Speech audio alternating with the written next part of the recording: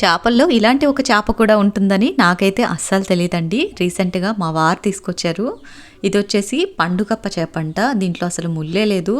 ఇలా కట్ చేస్తుంటే కూడా చికెన్ ముక్కలాగా భలే ఉన్నాయి. దీన్ని మునక్కాయ కాంబినేషన్లో వండాను. అసలు ఎంత బాగుందంటే ఇన్ని రోజులు ఈ చేపని ఎలా మిస్ అయ్యానా అనిపించింది. అంత టేస్టీగా ఉంది. మరి లేట్ చేయకుండా ఎలా తయారు చేసుకోవచ్చో చూపిస్తాను. మీరు కూడా ఒకసారి ట్రై చేయండి. ఫస్ట్ అయితే కడాయిలోకి ఒక 2 గంటల వరకు నూనె వేసేసుకోండి.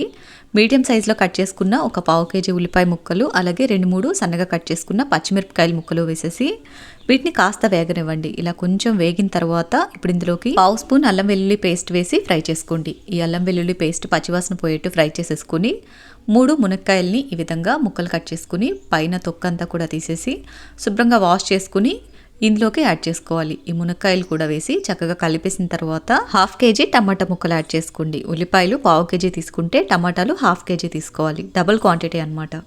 నెక్స్ట్ ఇందులోకి 2 స్పూన్ల ఉప్పు, 1/2 స్పూన్ పసుపు వేసి మొత్తం అంతా కలిపి మూత పెట్టి మగ్గించండి. టమాటాల్లో ఉప్పు వేసాం కాబట్టి నీళ్ళు ఊరుతాయి. ఆ నీళ్ళకే ముక్కలన్నీ కూడా చక్కగా మగ్గిపోతాయి. మునక్కాయ ముక్కలు కూడా ఈ నీళ్ళకే మగ్గుతాయి. ఇది మగ్గేలోపు మనం ఫిష్ రెడీ చేసుకుందాం. ఇందులోకి చేప వచ్చేసి నేను పండుగప్ప చేప తీసుకున్నా అండి. ఇది రీసెంట్గా మా వారు తీసుకొచ్చారు. నేనైతే ఫస్ట్ టైం చూస్తున్నాను ఈ చేపని. ఇది చికెన్ ముక్కలాగా ఉందండి చూడటానికి అయితే.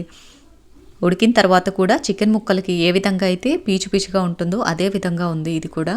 ఇది వచ్చేసి 100 గ్రామ్స్ అండి. 100 గ్రామ్స్ 80 రూపీస్ పడిందంట.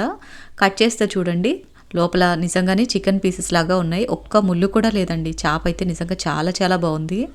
కొంచెం కాస్ట్ ఎక్కువ ఉన్నప్పటికీ కాస్ట్కి ఈ చేప వర్త్ అనిపించింది నాకైతే. చూడండి అన్నీ కూడా ఈ విధంగా చిన్న చిన్న క్యూబ్స్ లాగా, పన్నీర్ క్యూబ్స్ లాగా కట్ చేసుకోవాలి. ఇలా కట్ చేసుకున్న చేపల్ని వేడి నీళ్ళు పోసి కడుక్కోవాలి. ఈ చేపకి ఉప్పు చాలా ఎక్కువ ఉందండి. పైన అంతా కూడా ఉప్పు బాగా పట్టించారు. సో అదంతా పోవటానికి నేను ఇక్కడ వేడి నీళ్ళతో వాష్ చేస్తున్నాను. నార్మల్గానే చేపలు కొంచెం నీచు వాసన ఉంటాయి కదా, ఇలా వేడి నీళ్ళలో వేసి కడగటం వల్ల ఆ నీచు స్మెల్ కానీ ఎక్స్ట్రాగా ఉన్న ఉప్పు కానీ మొత్తం వదిలిపోతుంది అనమాట. ఇలా చక్కగా అంతా కూడా వాష్ చేసి నీళ్ళు లేకుండా వడకట్టి సపరేట్గా తీసుకోండి.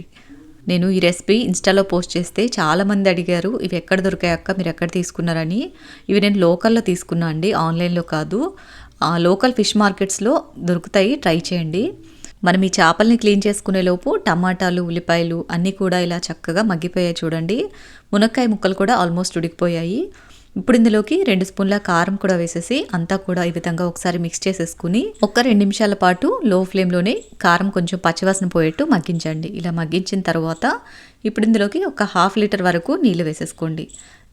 ఇలా మొత్తం అంతా కూడా ఒకసారి కలిపేసి మూత పెట్టి మరొక 2 నిమిషాలు ఉడికించండి. ఇది ఉడికేలోపు మనం ఫిష్ని ఫ్రై చేసుకుందాం.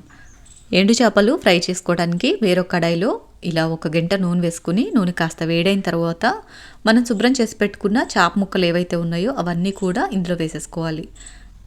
ఈ చేప ముక్కల్ని స్టవ్ మీడియం ఫ్లేమ్లో పెట్టుకుని మంచి గోల్డెన్ బ్రౌన్ కలర్ వచ్చేంత వరకు, అంటే పైన లేయర్ అనేది క్రిస్పీగా అయ్యేంత వరకు ఫ్రై చేసుకోవాలి. చూడండి ఇలా కలర్ చేంజ్ అయిన తర్వాత ఆయిల్ నుంచి సపరేట్ చేసుకోవాలి. లేదంటే మీరు డైరెక్ట్గా ఈ ఆయిల్ తోటి కర్రీలో కూడా వేసేసుకోవచ్చు. నేనైతే ఆయిల్ నుంచి సపరేట్ చేసి వేస్తున్నాను. కొంతమంది ముందు చేపలు ఫ్రై చేసి అదే ఆయిల్లో కర్రీ చేస్తే బాగుంటుంది అక్క అని చెప్పి కామెంట్ చేశారు. అలా కూడా చేయొచ్చండి. కాకపోతే ఇది నేను ఫస్ట్ టైం వండుతున్నాను చెప్పాను కదా, ఈ చేపని నీచు స్మెల్ ఏమైనా ఉంటుందేమో అన్నట్టుగా ఇలా సపరేట్గా కుక్ చేసి వేస్తున్నాను అనమాట. చూడండి ఇలా కొంచెం కూర ఉడుకు పట్టిన తర్వాత ఫ్రై చేసి పెట్టుకున్న ముక్కలన్నీ కూడా ఇందులోకి వేసేసుకుని చేపలు వేయించిన ఆయిల్ కూడా ఒక అరగంట వరకు వేసేసి ఒక 1/2 స్పూన్ ధనియాల పొడి వేసి చక్కగా అంతా కలిపి మూత పెట్టి మగ్గించండి. నేను చేపలు వేయించిన ఆయిల్ మొత్తం కూడా వేయలేదండి. అదంతా వేస్తే ఆయిల్ ఎక్కువ అవుతుందేమో అనిపించింది, అందుకే కొంచెమే వేశాను.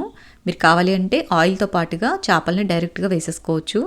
చూడండి ఇలా మూత పెట్టేసి ఒక్క 2 నిమిషాలు మగ్గించారంటే మనం కర్రీలో వేసిన ఆయిల్ అంతా కూడా ఈ విధంగా పైకి వచ్చేస్తుంది. కర్రీ చక్కగా రెడీ అయిపోతుంది. నేను కొంచెం ఆయిల్ వేసినప్పటికీ కర్రీ రెడీ అయ్యేసరికి మొత్తం అంతా పైకి వచ్చేసింది చూడండి. టేస్ట్ అయితే నిజంగా చాలా చాలా బాగుందండి. ఒక్కసారి తిన్న వాళ్ళు ఎవరైనా సరే లైఫ్లో మర్చిపోలేరు, అంత కమ్మగా ఉంది. మీకు గనక ఈ చేపలు దొరికినట్లయితే అస్సలు మిస్ చేసుకోకండి. టేస్ట్ అయితే నిజంగా వేరే లెవెల్ ఉంది. రెగ్యులర్గా చేసుకునే ఎండు చేపల కూర కన్నా అద్భుతంగా ఉంది. ఈ టేస్టీ కర్రీని మీరు కూడా తప్పకుండా ట్రై చేయండి. మీకు ఈ పండుగప్ప చేప గురించి ముందుగానే తెలుసా లేదా అనేది కామెంట్ చేయండి. వీడియో నచ్చితే లైక్ చేయండి. ఇలాంటి మరిన్ని ఇంట్రెస్టింగ్ వీడియోస్ని మిస్ అవ్వకుండా చూడాలి అనుకుంటే సబ్స్క్రైబ్ చేసుకోండి. Thank you for watching. మరో మంచి వీడియోతోటి మళ్ళీ కలుద్దాం.